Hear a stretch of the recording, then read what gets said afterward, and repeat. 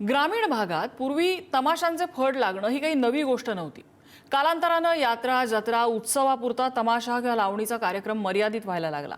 पण गेल्या काही वर्षात या कार्यक्रमानं सुद्धा आपलं स्वरूप बदललंय।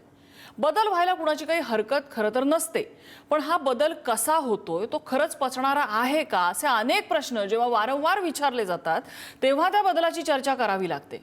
आज गावोगावी यात्रा, जत्रा, उत्सवांच्या निमित्ताने नृत्याचे कार्यक्रम ठेवले जातात। या नावाला तमाशा किंवा लावणी असं त्याला नावाला म्हटलं जातं, पण प्रत्यक्षात त्यात महाराष्ट्रातली पारंपरिक लावणी किंवा तमाशा दूरच त्यात दिसणारे अंगविक्षेप, अश्लीलता, स्टेजवर नाचणारी अल्पवयीन मुलं, उत्तेजित करणारे हावभाव, हे सगळं काही बघितल्यानंतर प्रश्न पडतो, ही कुठली संस्कृती आहे? हे सगळं कुठून आपल्याकडे आलंय? अंगभर साडी नेसून लावणी नाचत आपली अदाकारी दाखवणारे आपले कलावंत कुठे गेले? हे अंगविक्षेप आपल्या नृत्यागनांकडे कुठून आलेत? अशा प्रकारांमुळे विशेषतः ग्रामीण भागाचं सामाजिक स्वास्थ्य बिघडतंय का? महाराष्ट्राच्या उत्सवात हे सगळे अश्लील चाळे कशासाठी येत आहेत? हेच पाहायचंय का आपण? याला सेन्सॉर काय आहे? हे सगळे प्रश्न उपस्थित होत आहेत, ज्याच्याविषयी आपल्याला चर्चा करायची आहे। आणि याच संदर्भात आपल्यासोबत बोलण्यासाठी आहेत सचिन गवळी, ज्यांनी सोशल मीडियामधून या संदर्भात मोठा आवाज उठवलेला आहे। स्वतः अभिनेते आहेत, सोशल मीडिया इन्फ्लुएन्सर आहेत। आपल्यासोबत ज्येष्ठ लेखक कृष्णात खोत आहेत। आपल्यासोबत ज्येष्ठ लोककलावंत डॉक्टर शेषराव पाठाडे आहेत। मी सुरुवातीला सचिन गवळी यांच्याकडे जाईन। सचिनजी, तुम्ही सोशल मीडियामधनं असे अनेक व्हिडिओज पोस्ट केलेले आहेत। या सगळ्या प्रश्नाबाबत तुम्ही आवाज उठवताय का? तुम्हाला याबाबत असा आवाज उठवावा असा वाटला आणि सोशल मीडियामधून? सगळ्या महाराष्ट्राला माझा जय शिवराय। मी एका लेकीचा बाप आहे। माझ्या लेकीचं वय 5 वर्ष। ज्यावेळेला नसरापूरसारख्या घटना घडतात, ज्यावेळेला सासपडेसारख्या घटना घडतात, ज्यावेळेला डोंगरासारख्या घटना घडतात आणि जेव्हा 3-3 आणि 3.5 वर्षाच्या मुलींवरती लैंगिक अत्याचार होतो एकदम पूर खालच्या पातळीवरती, त्यावेळेला एक बाप म्हणून मला स्वतःला भीती वाटायला लागली। कारण ज्यावेळेला मी काम करून घरी जातो आणि माझी लेक ज्यावेळेला मुलगी जी आहे ती मला येऊन बाबा बाबा म्हणते, त्यावेळेला माझ्या अंगावरती काटा येतो की अरे आपल्या मुलीसोबत असं काय घडलं तर। कारण सध्याच्या कंडिशनला आत्ता आपण ज्यावेळेला सोशल मीडिया उघडतो तर त्या सोशल मीडियावरती चांगलं कमी आणि विचित्र खूप जास्त दिसायला लागले आता। बट त्याच्यात दिसताना असं दिसतंय की लहान मुलांच्या सोबत नृत्य करताना त्यांचे पप्पे घेतले जात आहेत, त्यांचे मुठे घेतले जात आहेत, त्यांना आपल्यासोबत छाती ढुंगण हलवायला सांगितलं जाते। नक्की आपण कुठं चाललोय? कारण हे खूप भयंकर आणि वाईट आहे। हे म्हणजे ही आपली संस्कृती नव्हतीच। हा छत्रपती शिवाजी महाराजांचा महाराष्ट्र आहे। हा महाराष्ट्र साधू संतांचा आहे। हा महाराष्ट्र शूरवीरांचा आहे। हा महाराष्ट्र थोर साहित्यिकांचा आहे। हा महाराष्ट्र वारकऱ्यांचा आहे आणि हा महाराष्ट्र लोककलेचा आहे। त्याच्या व्यतिरिक्त आपण कुठे चाललोय हा मला प्रश्न पडला, म्हणून एका लेखीचा बाप म्हणून मी हा स्टँड घेतला। बरं, आपण यातले काही व्हिडिओज बघूया। हे व्हिडिओज बघितल्यानंतर सचिनजी काय म्हणतायत ते आपल्या लक्षात येईल। आपण थोडे फुल फ्रॉम ही काही दृश्य बघूया। सचिनजी जो आक्षेप नोंदवतायत तो नेमका आपल्याला लक्षात येईल। ही दृश्य थोडीशी आपण आपल्या प्रेक्षकांना दाखवूया। Videos please.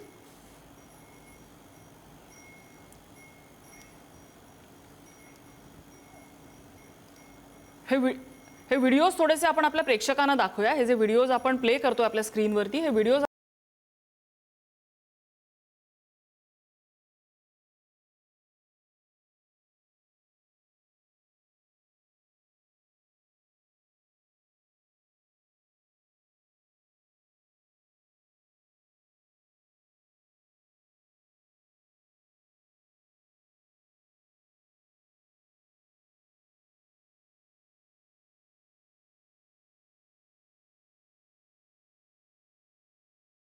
याच्यामध्ये प्रेक्षक, याच्यामध्ये एक लहान मूल तिथं स्टेजवरती आहे। ह्या मुलाचं वय साधारण 10-1 वर्ष असेल।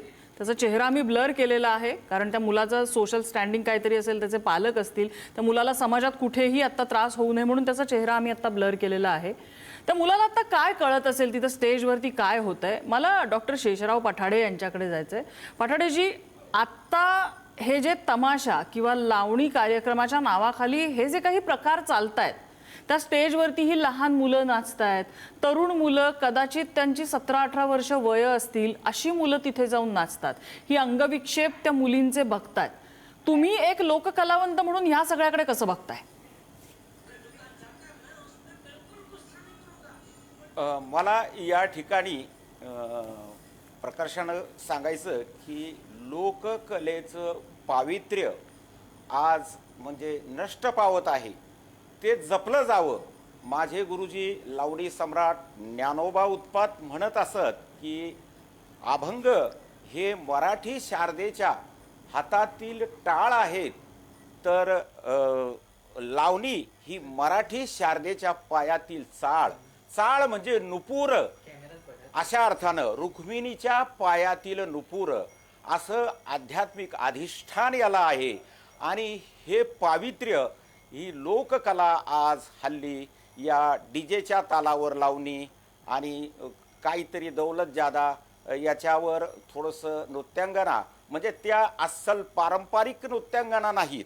काही आजही बऱ्याच पारंपरिक नृत्यांगना राजश्री नगरकरमुळे, रेश्मा परितेकर मुसळे, नंतर छायामाया खोटेगावकर या जुन्या लावण्यांची परंपरा आज जपत आहेत. आणि जुन्या लोकांना आज अकलूजचा लावणी महोत्सव या ठिकाणी दरवर्षी मोठ्या उत्साहानं होतो, मध्ये खंड पडला होता.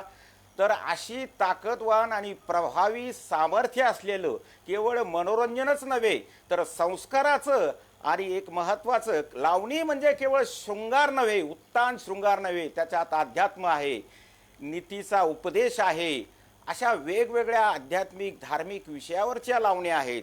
आणि शाहिरी वाङ्मयाचा हा जो दर्जा आहे तो टिकला जावा, हा भंकसपणा कुठंतरी नष्ट व्हावा, याकडं आज अलीकडे सांस्कृतिक मंत्री ॲडव्होकेट आशिषजी शेलार, सचिव किरण कुलकर्णी हे यांनी लक्ष घातलंय.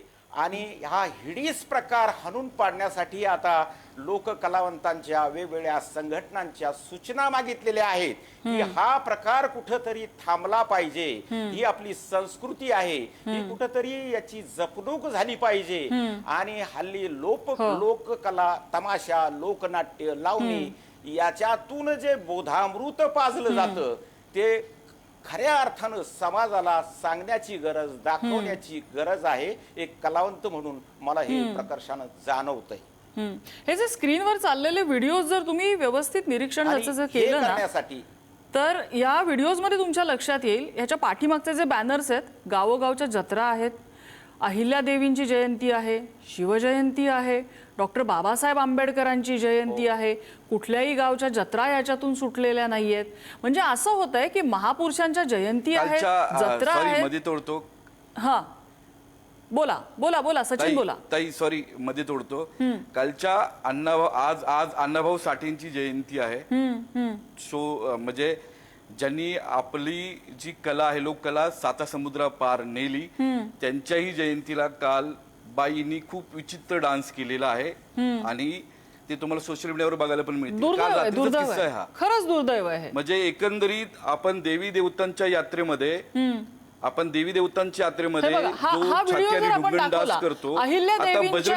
अहिल्यादेवींच्या जयंतीच्या रथयात्रेचा हा व्हिडिओ आहे. हा जर आपण थोडासा मोठा करून आपल्या प्रेक्षकांना दाखवला तर हा अहिल्यादेवींच्या रथयात्रेचा हा व्हिडिओ आहे, जयंतीच्या रथयात्रेचा. राजमाता पुण्यश्लोक अहिल्यादेवी यांनी 70 वर्ष वयामध्ये देव धर्म समाजासाठी काम केलं. आणि त्यांच्या तुम्ही त्या लोकयात्रेमध्ये किंवा त्या उत्सवामध्ये तुम्ही काय नक्की म्हणजे आपण समाजाला काय, पुढच्या पिढीला आपण काय देतोय की हे पुढची पिढी आपली अनुकरण करते ना. आता विषय आता जास्त कशाला, प्रभू श्रीरामांच्या जयंतीलाही सुद्धा खूप विचित्र डान्स सादर केला गेलेला आहे, त्याचेही व्हिडिओ ऑलरेडी आहेत. एकंदरीत बर भैरवनाथाच्या जयंतीला सिद्धनाथ, वेतोबा, मस्कोबा हे तर आहेच. याच्या पुढचा खर सांगतो की नवनाथ आपली नाथ संप्रदायाची परंपरा आहे. रेवणसिद्धाच्या नाथ्याला, त्या यात्रेला सुद्धा म्हणजे आपण नक्की काय, पुढच्या पिढीला आपण काय दाखवतोय, काय करतोय आपण, म्हणजे आपण आपल्याच धर्माचं पावित्र्य जपतोय का? मग का वाईट हिंदू एवढं धर्म वाटतं, धोक्यात आहे वाईट कसा? वाईट आपण सचिनजी त्याची याचं विटंबना वाटतं करतोय की का ह्या आता प्रत्येक- नृत्यांगनांच्या कमरे इतकीही न येणारी लहान लहान मुलं त्या स्टेजवरती जाऊन हे अंगविक्षेप करतात ह्याचं वाईट वाटतं. मला कृष्णात खोत यांच्याकडे जायचंय. खोत सर, तुम्ही ग्रामीण भागाचा इसेन्स तुमच्या लेखणीमध्ये आहे, ग्रामीण जीवन तुम्ही तुमच्या लेखणीतनं चितारताय. आज हा असा प्रकार शहरी भागात तर होतोच आहे, आपण दहीहंडी आणि इतर उत्सवांमध्ये बघतोय. विशेषतः ग्रामीण भागात जर असा प्रकार होत असेल तर ग्रामीण समाज जीवन याने कसं ढवळून निघतंय? म्हणजे सचिनजींनी जी कार्यक्रमाच्या सुरुवातीला भीती व्यक्त केली तसे प्रकार ग्रामीण भागात होत आहेत अशा गोष्टींमुळे हा आरोप तुम्हाला योग्य वाटतो? नाही, आता काय होतं की ग्रामीण भाग आणि शहरी भाग असा आता राहिला नाही, कारण सोशल मीडियाचं आपल्या हातामध्ये साधन असल्यामुळं तर ते फारसं मला असं त्यात फरक नाही जाणवत. म्हणजे लवकरात लवकर शहरातली गोष्ट आता लगेच काही क्षणामध्ये पोहोचते आपल्याला, खरंय. आणि त्याचे परिणाम होतील न होतील ह्याच्यामध्ये मला काय पडायचं नाही. पण एक गोष्ट होती की आपल्याकडं तमाशा कधी असायचा, म्हणजे अगदी कीर्तनाचा देखील आपण काय बाजार मांडलाय हे आपल्याला दिसतं आता. म्हणजे हे सगळं होत असताना आपल्या समाजामध्ये कुणाचा तरी असा धाक होता, तो गावातला धाक संपला. आपल्याला कशाचीच म्हणजे धाक नाही आणि लाजही वाटत नाही अशा पद्धतीची समाज व्यवस्था सर्वत्र दिसत असताना आपल्याला सातत्यानं असं बघतो आपण. आता सांगितलेल्या माझ्या काही सहकार्याने आता सांगितलं की शिवजयंती असेल, अगदी डॉक्टर बाबासाहेब आंबेडकरांची जयंती असेल, यामध्ये डॉल्बी लावायचं नाही असं एखाद्यानं स्टँड घेतला की तो त्या वर्षी शिवजयंती किंवा आंबेडकर जयंती झाली नाही तर चालेल अशा पद्धतीची रचना करून ती हाणून पाडली जाते आणि डॉल्बी लावणाऱ्यांच्याच बाजूचं सगळी उभा राहतात. आणि हे सगळं ही बॅनर लावून, म्हणजे गावातल्या समाजातल्या किंवा त्या भागातल्या एखाद्या नेत्याची बॅनर लावून हे सगळे कार्यक्रम होत असतील तर हे कुणाच्या म्हणजे देखरेखीखाली चाललंय हे आपल्याला लक्षात ठेवायला पाहिजे. आणि यामध्ये जी पिढी आहे ती कुठली पिढी आहे, हे तांडे कुठले आहेत उभा राहणारे, आणि त्याच्याबरोबर ह्या सगळ्या मंडळींना गर्दी जमवण्यासाठी म्हणून ही गोष्ट करायची आहे का, असाही एक प्रश्न समोर माझ्यासारख्या लिहिणाऱ्याच्या समोर येतो की गर्दीसाठी मग गर्दी जमवायची काय साधनं आहेत, तर गर्दी जमवण्याची ही सगळी साधनं आपण लोकांना देतो आहे. हे खरं तर समाजाची घडण करणाऱ्या माणसांनीच अशा पद्धतीची रचना तयार करणं, म्हणजे गणेश उत्सवाच्या कार्यक्रमामध्ये अशा गोष्टी घडणं, त्या शिवजयंतीला कार्यक्रमाला अशा गोष्टी घडणं. कोणत्याही ठिकाणी शिवजयंतीला एखादा पोहाडा लावला तर माणसं नाहीत थांबत, पोहाड्याचा कार्यक्रम ठेवला तर माणसं नाहीत थांबत. पण लावणी म्हणणार नाही मी, लावणीला दोष किंवा लावणीला हिने बदनाम करणारी जी काही माणसं आहेत किंवा काही मंडळी जी आहेत त्यांनी हा सगळा समाज जीवन जे आहे सगळं ढवळून निघालंय. आणि हे समाज जीवन जर अशा पद्धतीनं आता ते म्हणता आहेत की अनुकरण कुणाची करतायत मुलं, की हे व्हायरल होत आहे आणि व्हायरल कोणती गोष्ट व्हावी हे आपल्याकडं काही नियमन नाही. आणि मग अशा पद्धतीनं व्हायरल झालं की त्याला काहीतरी लाईक मिळत आहेत आणि हे नको ते म्हणजे कशाचंच आपल्याला धरबंद राहू नये अशी व्यवस्था आणि ही गर्दी ह्याच्या पाठीमागे अर्थकारण पण आहे. हे सगळं आपण जमवून घेतलेलं आहे. आणि इव्हेंट कोणती गोष्ट इव्हेंटनं आणि कोणती गोष्ट गर्दीनं साजरी करायचं अशी एक मानसिकता समाजाची झालेली आहे. तर त्यातून हे पुढे येते की काय असं मला वाटतंय सर. नाही, हा सगळा प्रकार काळजीत टाकणार आहे. म्हणजे मला तर आता असं वाटतं की मला आपण एक ना आता बोलायचं. सचिनजी हा स्त्री पुरुष ऑकवर्डनेस आपण बाजूला ठेवून थोडंसं इनडेप्थ थोडीशी चर्चा करायला हवी. हे असे अंगविक्षेप एकमेकांना म्हणजे समोरच्या पुरुषाला उत्तेजित करणारे अंगविक्षेप जर या स्त्रिया करत असतील तर त्या ग्रामीण भागातल्या पुरुषांना व्हेंट आउट कुठे मिळणार आहे ह्या सगळ्या उत्तेजनांमधनं? हा खरं तर खूप एक मोठा शारीरिक प्रश्न, खूप फिजिओलॉजिकल प्रश्न मला पडतो. ताई तुमचा हाच मुद्दा मी पुढे कंटिन्यू करतो. मला एक आता साहेबांनी सांगितलं परिणाम, सर पाठाडे परिणाम पाठाडे सर, मी येते आपल्याकडे. सध्याच्या सचिनजी कंडिशनला महाराष्ट्रामध्ये सध्या हा बोला सचिनजी बोला. सर एक मिनिट, मी फक्त माझा सध्याच्या कंडिशनला महाराष्ट्रामध्ये 3 वर्षाच्या लहान लेकरापासून ते 90 वर्षाच्या आजीपर्यंतच्या बलात्काराच्या केसेस समोर आलेत आजच्या कंडिशनला. म्हणजे आत्ताच्या कंडिशनला महाराष्ट्रामध्ये कुठलीच मुलगी आई ताई बाई सुरक्षित नाहीये. एवढंच नाहीये तर महाराष्ट्रामध्ये म्हैस गाई बकरी आणि कुत्रीवरती सुद्धा बलात्काराचे केसेस समोर आलेले आहेत. हा परिणाम आहे. कारण ज्यावेळेला आपण एखादा अश्लील कंटेंट बघतो आणि तो पाहिल्यानंतर ज्यावेळेला वरती बघतो ना त्यावेळेला आपण मादी बघतो. त्या मादीचं वय नाही बघत आहे की ती 3 वर्षाची आहे, 10 वर्षाची आहे, 30 वर्षाची काय 90 वर्षाची आहे. त्याच्यामुळे ह्याचे परिणाम खूप वाईट आहेत. बरं, आत्ताच्या कंडिशनला लहान लहान जी लेकरं आहेत 10-11 वर्षाची त्यांच्या नजरा बदलल्यात. जो मुलगा आदल्या दिवशी आपल्या आई बहिणीकडे आदरार्थी बघायचा तो मुलगा जेव्हा अशा प्रकारचे डान्स बघून घरी येतो त्यावेळेला तोच मुलगा आपल्या आई बहिणीकडे खूप विचित्र नजरेने बघतो. हे मी पाहिलेलं आहे. याचा अर्थ व्हायला काय लागलाय, वाईट आपण आहे. आपल्या मुलांना वेगवेगळ्या कंटेंट द्यायला लागलोय.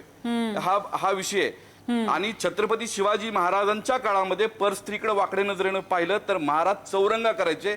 आजच्या कंडिशनला आत्ता जर पुणे जिल्ह्यामध्ये मी जिथं राहतो तिथं 7,000 केसेस पेंडिंग आहेत फास्ट ट्रॅक मधल्या, फक्त पुणे जिल्ह्यातल्या. आणि महाराष्ट्र लैंगिक शोषणा बाबतीमध्ये 3 नंबरला आहे. आपल्या पुढे फक्त युपी आणि बिहारच आहे. खरंय. पण ज्या हिशोबाने चाललंय ना ते जर बघितलं येते, तर आपण मी या त्यांना लवकरच मुद्द्याकडे मागे UP टाकू. आणि बिहारच्या आता मुद्द्यांकडे सध्याच्या येते मी. कंडिशनला जे आपले कलाकार आहेत हा मुद्दा सुटत होता हा माझ्या डोक्यातनं. बरं झालं तुम्ही आठवण केली. पाठाडे सर आणि काही मुद्दा आता मांडत आपले जे होते. कलाकार- येऊया आपण या मुद्द्याकडे येऊया. पाठाडे सर काही मुद्दा मांडत होते. पाठाडे सर. हा पाडळ सर बोला. मला वाटतं की मधुताई कांबीकर असतील, राजश्री मुळे नगरकर असतील, छायामाया फुटेगावकर असतील, यांनी लावणीचा अस्सल बाज जपलेला आहे. आणि सखी माझी लावणी हा प्रयोग चालला नाही त्याला कोण दोषी? तर मधुताईनं खूप प्रयत्न केले ही पारंपरिक लोककला जपण्यासाठी. परंतु अलीकडे ही नवीन पिढी जी बिघडलेली आहे त्याला सर्वस्वी आमची लोककला, आमची लावणी, आमचं लोकनाट्य सर्वस्वी जबाबदार नाही. त्याला सोशल मीडिया, मोबाईल याच्यामुळे ही नवीन पिढी, या नवीन पिढीपर्यंत आमची लोककला पोहोचलेलीच नाही.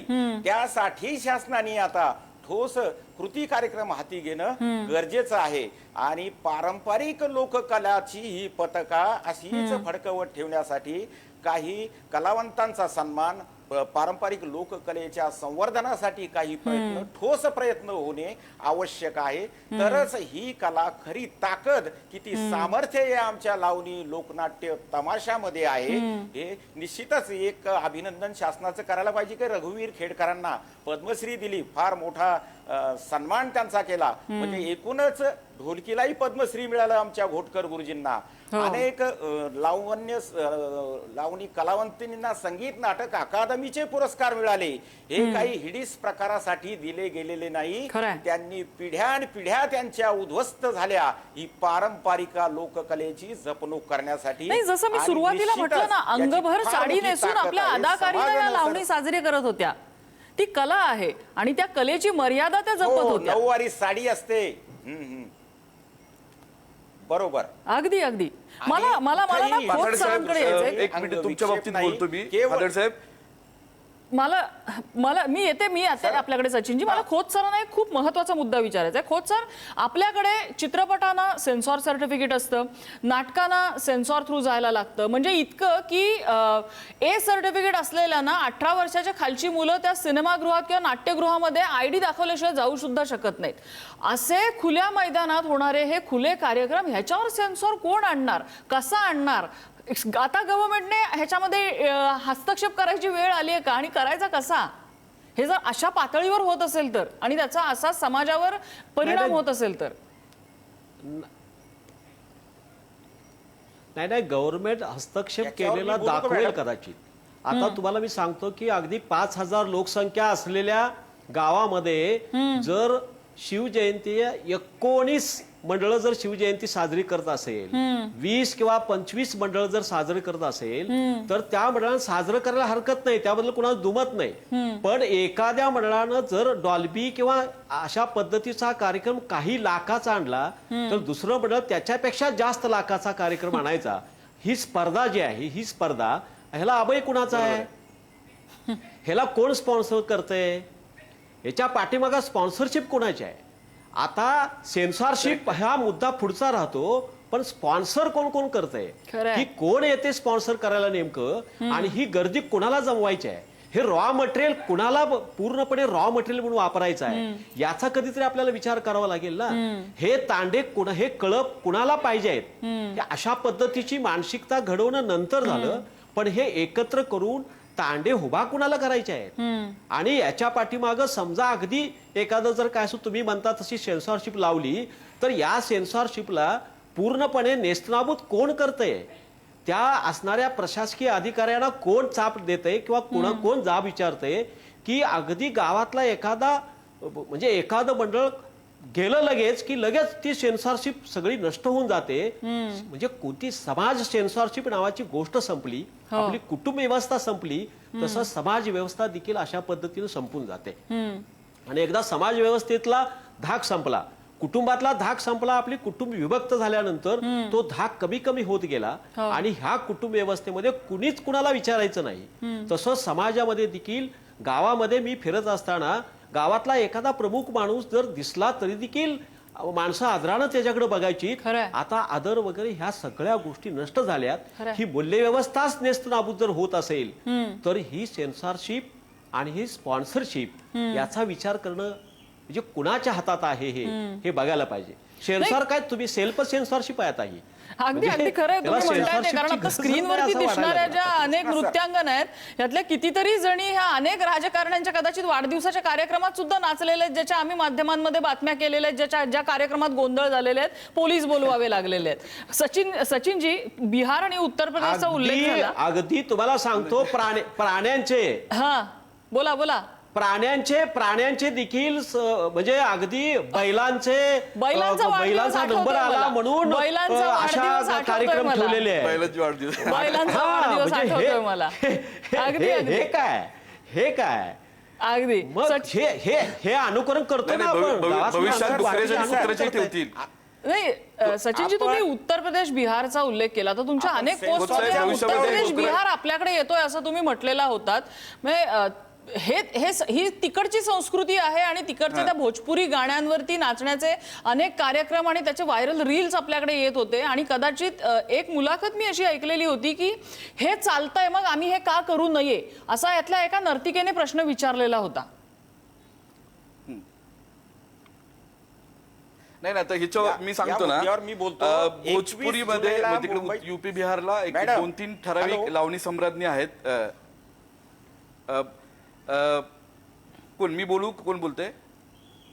पाठाडे सर बोलतात. पाठाडे सरांनंतर मी सचिनजी तुमच्याकडे येते. पाठाडे सर, मुद्दा पूर्ण करा.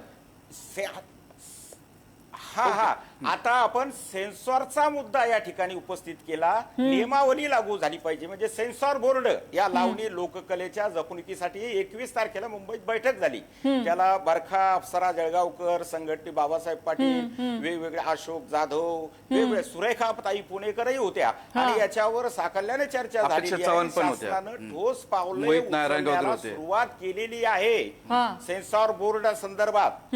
आणि निश्चितच आता शासनही जागरूक झालेलं आहे, जागं झालेलं आहे. आणि निश्चित सेन्सॉर बोर्ड लादल्यानंतर त्याला पोलिसांची परवानगी, परिनिरीक्षण मंडळ जे असतं त्याची परवानगी, त्याच्यानंतर वेळेची मर्यादा, हे सगळे प्रकार पाहिले जाणार. याच्यावर सूचनाही मागवलेल्या आहेत. आणि निश्चित लवकरच याच्यात सेन्सॉर बोर्ड लागू होईल आणि खरी पारंपरिक लोककला आपल्या समाजासमोर येईल असा विश्वास करायला हरकत नाही. ठीक आहे सचिनजी, मुद्दा पूर्ण करा.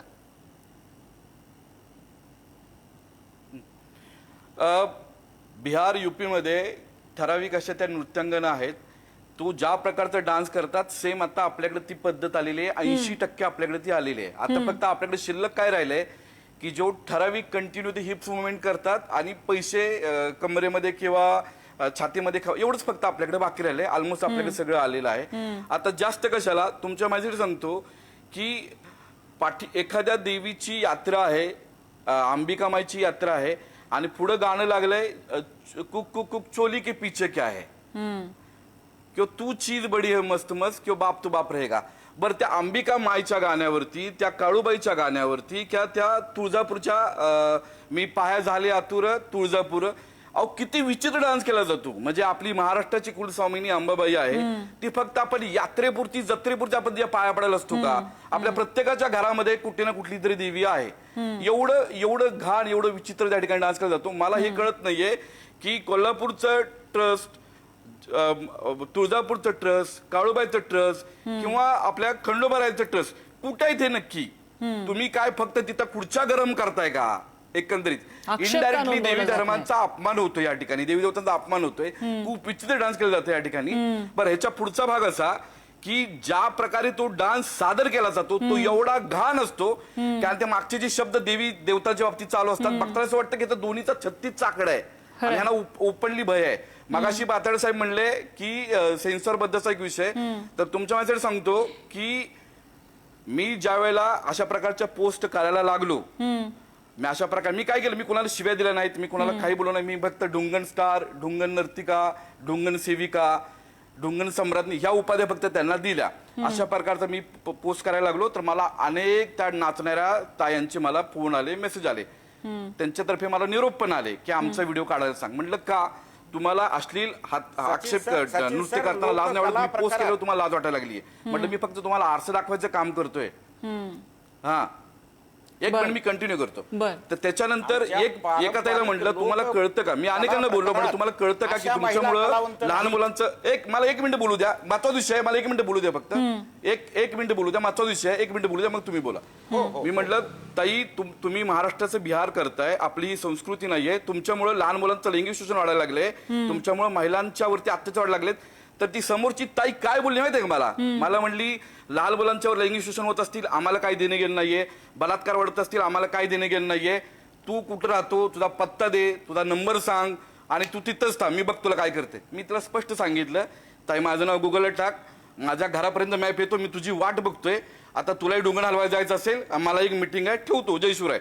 हा किस्सा आहे, म्हणजे यांना काही देणे घेणं नाहीये या अक्षरशः. बरं, यांच्यावर जसं आता ते म्हणते सेन्सॉर जर असेल आणि तुमचा जर सेन्सॉरचा धाक असेल तर मागच्या महिन्यामध्ये एक ताई सरळ बोलली होती की आम्ही लावणी खराब केली आहे, आम्ही बिहारी प्रथा इथं आणलेली आहे, मी एकटीच का सुधरू, सगळ्यांनी ते पुढाकार घ्यायला पाहिजे. तो कुणी पुढाकार घ्यायला मागत नव्हतं, पण मला मागच्या महिन्यामध्ये खुशी शिंदे नावाची अशा प्रकारे एक डान्स करत होती, ती ताई मला भेटली, तिचा माझा 20 मिनिटात संबंध आला, एका ठिकाणी तिची मुलाखत होती, तिथं माझी होती. तिला मी ते गांभीर्य सांगितलं की तुला म्हटलं माहितीये का तुमच्यामुळे काय घडते. 20 मिनिटामध्ये त्या ताईने स्टँड घेतला आणि ती बोलली की इथून पुढे मी केली तर पारंपरिक लावणीच करेन, नाहीतर मी करणार नाही डीजे शो. इथून पुढे मी कुठल्याही महापुरुषाच्या जयंतीला देवी देवतांच्या यात्रेमध्ये अशा प्रकारचा डान्स करणार नाही, हा तिने स्टँड घेतला. यांना अनेकांना ज्या नाचणाऱ्या आहेत त्या टोटली असंवेदनशील आहेत. मला प्रचंड धमक्या आल्या, मला रात्री 1 वाजता 2 वाजता त्यांचे जे आहेत, मी कोणाची नाव घेऊन कोणाला बदनाम नाही करणार आणि मी कधी खोटं बोलायची मला काही सवय नाहीये, पण हे जे चाललंय या ज्या प्रकारे धमक्या देतात यांच्यावरती खूप मोठा वरदहस्त आहे, कायद्याचा धाक नाही. जर हे असंच राहिलं तर लय पुढे कंडिशन वाईट येणार आहे, एवढं मात्र खरं आहे. बरं, मला शेवटची अगदी 15 सेकंद आहेत माझ्याकडे. खोत सर, ह्याच्यावर काही उपाय करता येईल का, आपल्याला काही उपाय शोधता येईल? नाही, उपाय शोधता येईल. काय होतं की याच्यावर आपलं म्हणजे समाज शासनानंच उपाय इतकं विचित्र आता होत आहे. समाज मन बोला, खोत सर, बोला. एक मिनिट, एक सेकंद. खोत सर, समाज बोला. मन इतकं आता वाईट आणि विचित्र पद्धतीनं घडतं आहे की त्याचा परिणाम होईल. आणि मी मगाशी म्हणालो त्या पद्धतीनं कुणाचा अभय आहे ह्या सगळ्या गोष्टीला, कोण काय करतंय याच्यापेक्षा कोण कोणतं दुकान उघडतंय याच्यापेक्षा त्या दुकानात कोण जातंय त्याच्यासाठी काय करायचं आपण. खरंय, त्या दुकानामध्ये जर आपण जाण्याचं बंद करायला लागलो तर ते दुकान नाही चालणार. बाजार उठवायचा असेल त्यांचा तर बाजारामध्ये जायचं थांबलं पाहिजे. आणि हे बाजारामध्ये जायचं थांबणं हे कुटुंबापासून सुरुवात करायला पाहिजे. समाजात तशी जागृती व्हायला पाहिजे. आणि शासन पातळीवरचे असणारं तुम्ही म्हणाला तसं सेन्सॉर बोर्ड हे असलं पाहिजे, पण स्पॉन्सरशिप नष्ट झाली पाहिजे. स्पॉन्सरशिप एकदा नष्ट झाली की आपोआप काही गोष्टी यामध्ये बदल होतील. आणि मग यांना हे शेवटी अर्थकारण आहे, जगण्याचे प्रश्न ते ही सगळी लोक जगण्यासाठी हे करत असतील असं उद्या मुद्दा मांडू शकतात, पण जगण्यासाठी त्यांना वेगवेगळे मार्ग उपलब्ध करून आपण जर दिले किंवा अशा पद्धतीचे काही योजना आपण केल्या तरच ते हे घडू शकतं. ह्याला स्पॉन्सर, मला असं वाटतं स्पॉन्सरशिप ही गोष्ट त्याच्यावर निर्बंध कसे आणता येतील. आणि मला असं वाटतं खरंय. सगळे सेन्सॉरशिपच्या sponsor जे आधी आहेत, ते स्पॉन्सरशिपचा सगळे कोण आहेत ते आपल्याला स्पॉन्सरशिपला सगळ्यांना लगाम माहित आहे. घातला पाहिजे. स्पॉन्सरशिपला लगाम घातला गेला तर सेन्सॉरशिपला लगाम घालणं सोपं जाईल. हे खूप महत्वाचा विचार आहे. पण एक गोष्ट नक्की की हे अशा प्रकारचे अंगविक्षेप, हे अशा प्रकारचे जर उत्तेजित करणारे हावभाव हे जर आज लहान मुलांना, ज्या लोकांची उंची ह्या मुलींच्या कमरेपर्यंत पण येत नाहीये, अशा मुलांना जर स्टेजवर बोलवून केले जात असतील तर त्या मुलांवर आज काय संस्कार होत असतील. त्यांच्या आई वडिलांच्या ही गोष्ट लक्षात येत नाहीये का? जसं आता खोत सर म्हणाले की जर बाजार उठवायचाच असेल तर त्या बाजारात जायचंच कशाला. हा आरसा फक्त ह्या नर्तिकांना किंवा हे कार्यक्रम आयोजित करणाऱ्यांना दाखवायचा नाहीये, तर हा आरसा संपूर्ण समाजाने त्यामध्ये तोंड पाहणं गरजेचं आहे. हा विचार खूप खोलवरचा आहे आणि तो संपूर्ण समाजाने करणं गरजेचं आहे. या चर्चेसाठी सगळ्या मान्यवरांनी वेळ दिले. सगळ्यांचे आभार. आजचा धुळा इथेच थांबतोय.